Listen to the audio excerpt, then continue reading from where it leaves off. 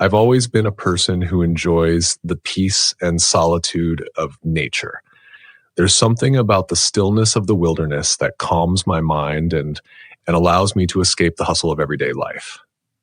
Living in Florida, I'm fortunate to have access to some of the most stunning landscapes in the country, and one of my favorite places to explore is Big Cypress National Preserve. The vastness of the wetlands, the thick canopies of cypress trees, and the rich wildlife make it a perfect spot for a morning jog. I was out there one early morning, just after sunrise, when the air was still cool and the dew clung to the grass. The trail I usually took was a popular one, winding through dense forests and open marshlands.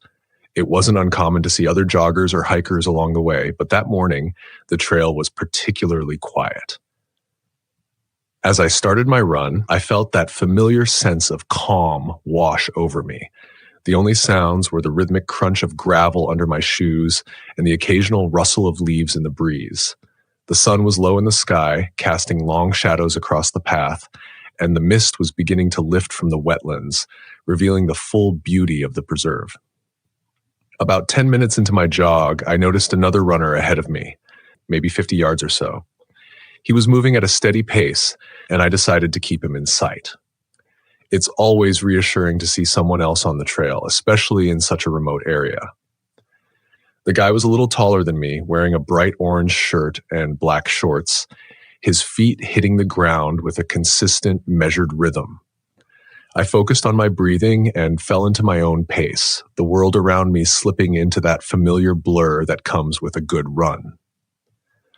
But as I rounded a bend in the trail, something caught my eye. At first, I thought it was just a trick of the light, a shadow moving in the periphery of my vision.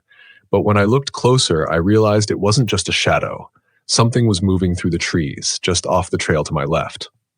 I slowed down, my heart rate picking up, not from the exertion, but from a sudden creeping sense of unease. Whatever it was big, too big to be a deer or even a bear. The way it moved was deliberate, almost calculated, staying just out of clear view. I caught glimpses of dark matted fur through the underbrush, and a faint, pungent smell drifted through the air, something musky and foul like a mix of wet dog and decaying vegetation. I shook my head, trying to dismiss the thoughts racing through my mind. Maybe it was just a large animal, something normal, something I could rationalize. But deep down, I knew that wasn't the case. The more I ran, the more the feeling of being watched intensified. Whatever it wasn't just passing through, it was following me. I picked up the pace, pushing myself harder, but the thing in the woods kept up with me, matching my speed effortlessly. Every now and then, I would catch another glimpse of it, a flash of movement, a shadow slipping between the trees, but never enough to get a clear look. I could hear it now too, the sound of branches snapping underfoot, the rustle of leaves being pushed aside. It was getting closer. I glanced ahead, hoping to see the other jogger. He was still there, but the distance between us had grown. I was running faster, but the guy in the orange shirt hadn't changed his pace. He didn't seem to notice the thing in the woods. Maybe he was too focused on his own run, or maybe he just hadn't seen it. I wanted to shout out to him, to warn him, but my throat felt tight and my voice wouldn't come. I didn't want to stop, didn't want to give whatever was out there a chance to catch up, so I kept running, my legs burning with the effort. The smell grew stronger, that foul odor filling my lungs with every breath. It was almost unbearable, like the scent was clinging to me, suffocating me. My mind raced with possibilities, each one more terrifying than the last. I had heard stories, of course, legends about the skunk ape, a creature said to roam the swamps and forests of Florida. People claimed it was a kind of Bigfoot, a massive hairy beast with a horrible stench that would make your eyes water. I had always dismissed those stories as just that, stories. But now, I wasn't so sure. The thing in the woods was definitely keeping pace with me, never straying too far, always there, just out of sight. It was like it was toying with me, waiting for the right moment to make its move. My heart pounded in my chest, and the adrenaline coursing through my veins drove me to run even faster. But no matter how fast I ran, it was always there, just beyond the edge of the trail. Suddenly, I heard a loud crash from the forest, like something massive had barreled through a thicket of trees. I risked a glance over my shoulder, and that's when I saw it. Just for a split second, but enough to burn the image into my mind. It was tall, at least 7 or 8 feet, with long, shaggy fur that was dark and matted. Its eyes were like 2 glowing embers in the shadows, filled with an intelligence that was both animalistic and frighteningly human. It moved with a speed and agility that defied its size, covering ground in a way that seemed impossible. I stumbled, my foot catching on a root that had snaked its way across the trail. I went down hard, the impact jarring me to my core. My palms scraped against the gravel and pain shot up my arms, but I didn't stop. I couldn't. I scrambled to my feet, my eyes searching frantically for the other jogger. He was still ahead, but now he had stopped, looking back at me with concern.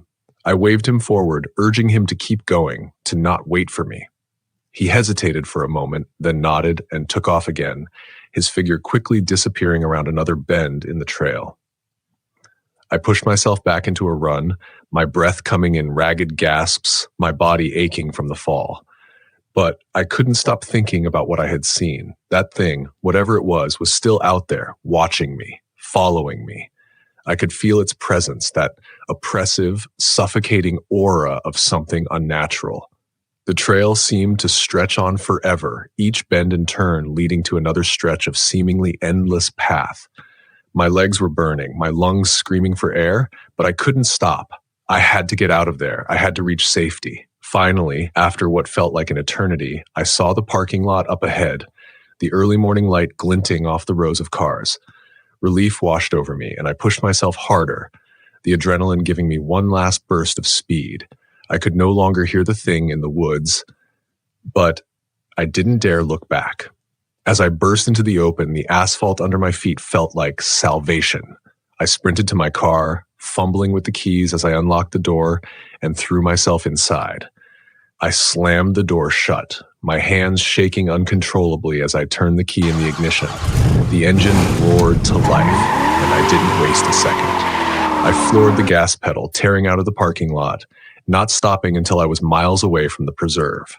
It wasn't until I was safely back in the city, surrounded by the comforting sounds of civilization, that I allowed myself to finally breathe.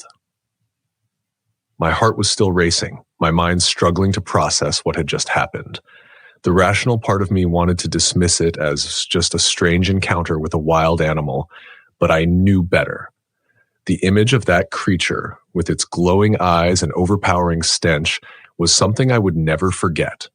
I didn't return to Big Cypress after that. The thought of going back, of possibly encountering that thing again, was more than I could handle. I kept running, but I stuck to the city, to places where the only things I had to worry about were traffic and the occasional stray dog.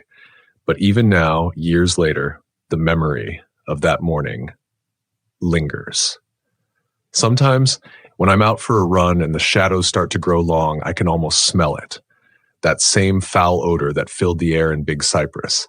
And every time I catch a glimpse of movement in the corner of my eye, I can't help but wonder if it's still out there, somewhere in the swamps and forests of Florida, waiting, watching. And if it is, I hope I never see it again, because once you've encountered the skunk ape, you know there's no going back.